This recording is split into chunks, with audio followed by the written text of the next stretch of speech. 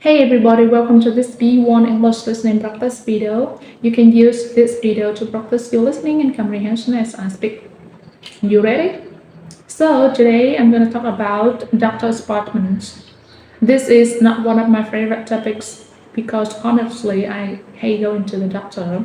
I'm sure some of you can empathize with me on this one. Every time I have to go to the doctor, I get nervous, anxious, and I just can't wait until everything's over.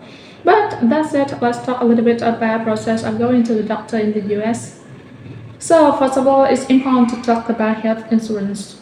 In the US, most people have health insurance because without it, the cost of getting medical treatment can be astronomical. But there's still a problem here because the insurance itself also costs a lot of money. If you're single and you're just insuring yourself, the average cost per month is well over $300. However, if you're insuring your whole family, the average cost is over $800 per month. And even though you pay this huge amount of money for your monthly premium, you still have to pay more money when you actually go to the doctor's office. It's crazy, I know. You might be thinking, why would people pay this much money? Why don't they just not get health insurance?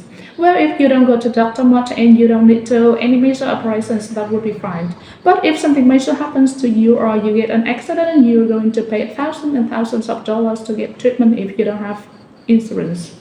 So really, in my opinion, the main point of having insurance in the US is to make sure you're covered for any major unexpected events. So now let's talk about the doctor's office. When you go to a new doctor for the first time, the receptionist usually makes you fill out a long form with all your past medical history. If you're a returning patient, then you don't need to do this. So before you see the doctor, you've got to go with the nurse to measure your height, weight, and blood pressure. Since I get nervous at the doctor's office, my blood pressure reading is usually high when they take it, so it always appears to them that I have high blood pressure. After they take your measurements and everything, they leave you in the room alone and you have to wait for the doctors to come.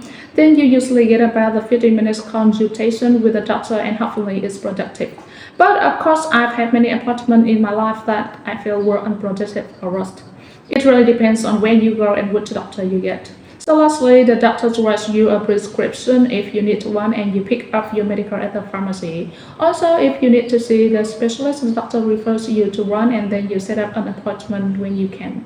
Aside from all this, we also have private practice doctors that have their own offices outside of this general system.